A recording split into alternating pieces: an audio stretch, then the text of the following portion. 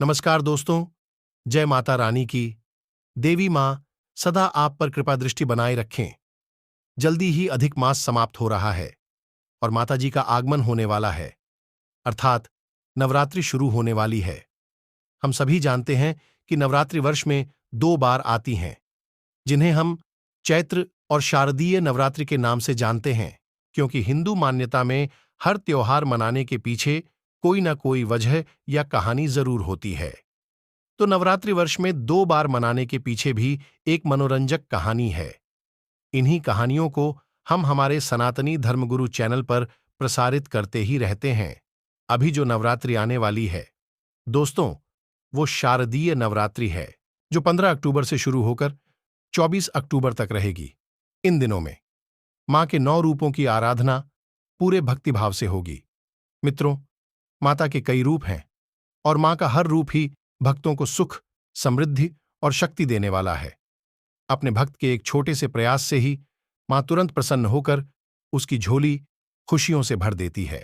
वहीं उनकी एक छोटी सी भूल भी कई बार उन्हें नाराज कर जाती है। अर्थात जितनी जल्दी मां प्रसन्न होती हैं, उतनी ही जल्दी नाराज भी हो जाती है। अतः हम सभी को निरंतर प्रयास करना चाहिए कि मां को सदैव प्रसन्न रखें। दोस्तों, हम यह तो अच्छी तरह से जानते हैं कि नवरात्रि में हमें ऐसे क्या क्या काम करने चाहिए जिससे मां हम पर प्रसन्न हो जाए और हम पर कृपा करके हमें मनचाहा फल प्रदान करे, जो हम करते ही हैं।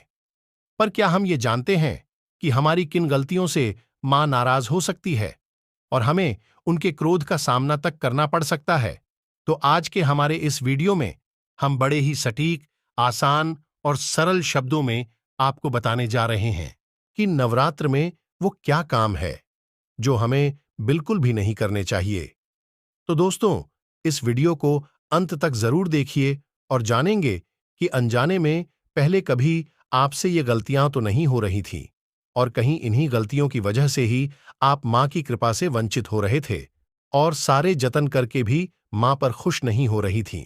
तो चलिए जल्दी से शुरू करते हैं आज का हमारा ये वीडियो, ताकि आप भी इन गलतियों को करने से बचें और मां की कृपा के पात्र बनें। दोस्तों, सबसे पहली और महत्वपूर्ण बात तो ये है कि मां को व्रतियां पूजा पाठ करने पर मजबूर नहीं करती, परंतु यदि आप कर ही रहे हो तो अपनी संपूर्ण श्रद्धा, भक्ति और विश्वास से करें। मां की आराधना करते समय मन में किसी भी प्रकार की शंका या दुर्भावना बिल्कुल भी ना करें, क्योंकि जिस मन में शंका या दुर्भावना होती है वो मन शांत नहीं हो सकता और शांत मन से पूजा पाठ करने में कोई भी तुक नहीं है। मन में मां के प्रति हमेशा सम्मान की भावना रखें।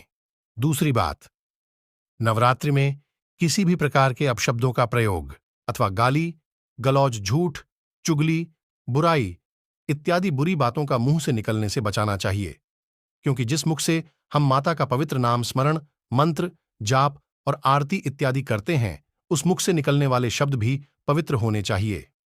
तीसरी बात, नवरात्रि में हर तरह के मांस और तामसिक आहार तथा शराब और तंबाकू आदि का सेवन कतई नहीं करना चाहिए, क्योंकि इससे मनुष्य का अपने मन और मस्तिष्क पर नियंत्रण नहीं होता है। तामसिक आहार सिर में उष्णता का निर्माण करता है, जिसका प्रभाव सीधा हमारे हृदय पर पड़ता है, और शराब, तंबाकू इत्यादि के क्या दुष्प्रभाव हमारे शरीर पर होते हैं, इनसे हम भली भांति परिचित हैं। इसलिए जहां तक संभव हो सात्विक भोजन का ही सेवन करें, खासकर खट्टी चीजें खाने से परहेज करें। चौथी बात, किसी भी जरूरतमंद को और कन्या को अपने घर से खाली हाथ न जाने दें। किसी की मदद करने से मां बहुत जल्दी प्रसन्न होती है और जरूरतमंद की मदद करने पर तो मां की कृपा आप पर अवश्य ही होगी, और कन्या तो मां का ही रूप होती है। इन दिनों में मां कन्या के रूप में विचरण करती है।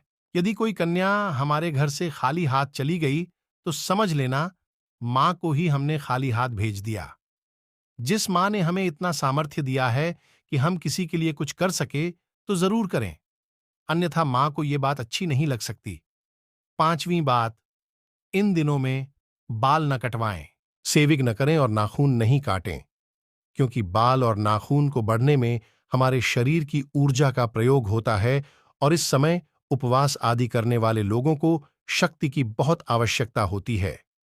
छठी बात, चमड़े की वस्तुओं जैसे बेड, पर्स इत्यादि के उपयोग से बचें, क्योंकि इनको पशुओं को मारकर बनाया जाता है, जो मां को कभी भी अच्छा नहीं लगेगा। सातवीं बात, गलती से अखंड दीपक को यदि घर में रखा है तो उसे छोड़कर घर को बंद करके जाना नहीं चाहिए। कलश, जो कि हमारी आस्था का और मां के सम्मान का प्रतीक है, यदि किसी घरेलू जानवर के धक्के से गिर जाए तो यह हमारे लिए बड़ी मुसीबत बन सकता है, क्योंकि वहां पर मां विराजमान होती है। और जलता हुआ दीपक गिर जाए तो घर में आग लगकर अनचाही दुर्घटना भी हो सकती है, क्योंकि दिए को बुझने से बचाने के लिए हम इसमें ज्यादा तेल डालते रहते हैं। आठवीं बात, माता का नाम, स्मरण पाठ, मंत्र जाप आदि पूरी श्रद्धा और भक्ति और नियम के साथ करें। यदि ना हो तो बीच में न उठे और ना ही किसी से बात करें। इससे आपका ध्यान भटकेगा। न विवाद दिन में, न सोए, क्योंकि श्री विष्णु पुराण के अनुसार नवरात्रि के समय दिन में सोना वर्जित है। इसके पीछे की रोचक कथा हम किसी और वीडियो में सुनेंगे। 10वीं बात, मासिक धर्म के समय मस्जिद इत्यादि में जाने से बचें, क्योंकि कई और भी बातें हैं जो नवरात्रि के समय ध्यान में रखनी चाहिए। परंतु यदि उपरोक्त सभी बातों का ध्यान रखा जाए तो मां हम पर अवश्य ही प्रसन्न होंगी, जो कि नवरात्रि शक्ति और भक्ति का पर्व है। मैं आपसे एक निवेदन करना चाहूंगा। दोस्तों की संपूर्ण स्त्री जाति में ही माता का अंश है, इसलिए कृपया आप सभी माताओं और बहनों का सम्मान करें और उनका आदर करें। आप लोग इस चैनल से जुड़े रहें और चैनल को सब्सक्राइब करके वीडियो को लाइक करें, जिससे माता रानी आप पर कृपा बनाए रखें। और आशा करता हूं क्या आप सभी इन बातों को ध्यान में रखते हुए नवरात्रि का त्योहार मनाएंगे और ढेरों खुशियां पाएंगे। धन्यवाद।